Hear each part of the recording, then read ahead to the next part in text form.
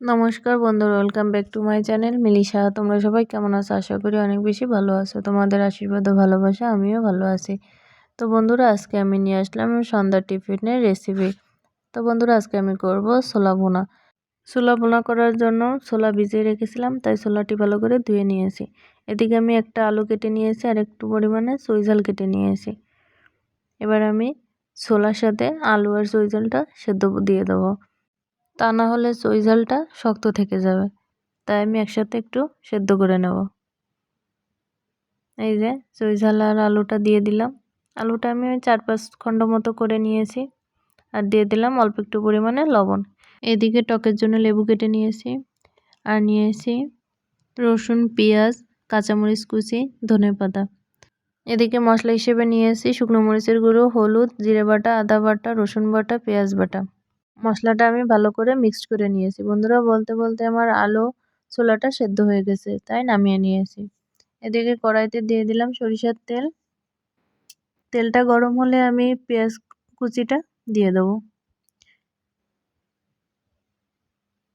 এই যে পেঁয়াজ কুচিটা দিয়ে দিলাম। এবার দিয়ে দেবো 2টো তেজপাতা ফোড়ন। পেঁয়াজটা আমি খুব একটা বেশি ভাজবো না, মোটামুটি ভেজে নেব। পেঁয়াজটা ভাজা হয়ে গেছে, এবার আমি মিক্সড করে রাখা মশলাটা দিয়ে দিলাম। মশলাটা দিয়ে আমি একটু কষিয়ে নেব।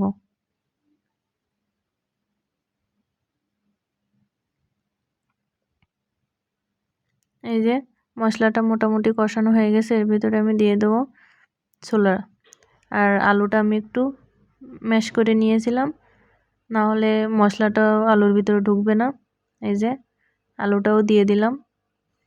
বন্ধুরা, ধনিয়া পাতা যদি তোমাদের পছন্দ হয়ে থাকে তাহলে তোমরা ছোলার ভিতরে দিতে পারো। আমার খুব একটা বেশি পছন্দ না, তাই আমি অল্প একটু পরিমাণে নিয়েছি। এই যে সব আলু আর ছোলাটা দিয়ে দিলাম। এবার আমি ভালোভাবে কষিয়ে নেব। ছোলাটা আমি তত সময় কষাবো যত সময় না মশলাটা কড়াই থেকে ছেড়ে আসছে। এর ভিতরে দিয়ে দিলাম কুচি করে রাখা কাঁচামরিচ। এবার আমি ভালোভাবে একটু নেড়ে চেড়ে নেব।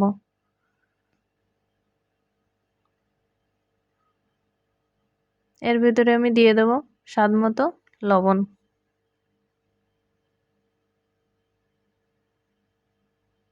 এই যে লবণটা দিয়ে দিলাম, তোমরা যে যার পরিমাণ মতো নিয়ে নেবে।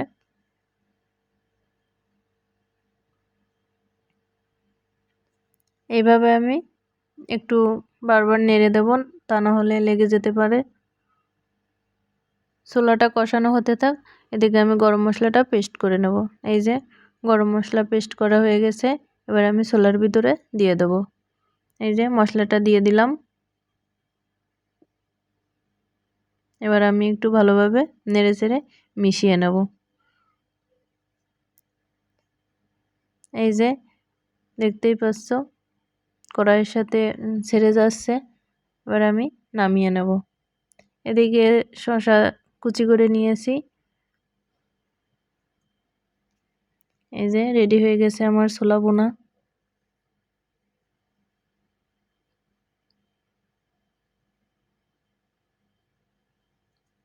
কেমন হয়েছে তোমরা অবশ্যই কমেন্টে জানিও। এই যে এবার আমি একটা ছোট একটা প্লেটে তুলে নিয়েছি। এবার এর ভিতরে একটু পরিমাণ লেবুর রস দিয়ে দিচ্ছি। যেহেতু আমি ছোলার ভিতরে কোনো টক দিইনি, তাই আমি খাওয়ার জন্য অল্প একটু পরিমাণে লেবুর রস দিয়ে দিচ্ছি। এবার দিয়ে দেবো কুচি করে রাখা শসা। এই যে শসাটাও দিয়ে দিচ্ছি। এবার দিয়ে দেবো ধনেপাতা। তো বন্ধুরা, ভিডিওটি তোমাদের কেমন লাগলো তোমরা অবশ্যই কমেন্টে জানিও। তোমরা যদি ফেসবুক বন্ধু হয়ে থাকো তাহলে পেজটাকে ফলো করে দিও, আর যদি ইউটিউব বন্ধু হয়ে থাকো তাহলে পেজটাকে সাবস্ক্রাইব করে দিও। ধন্যবাদ সবাইকে।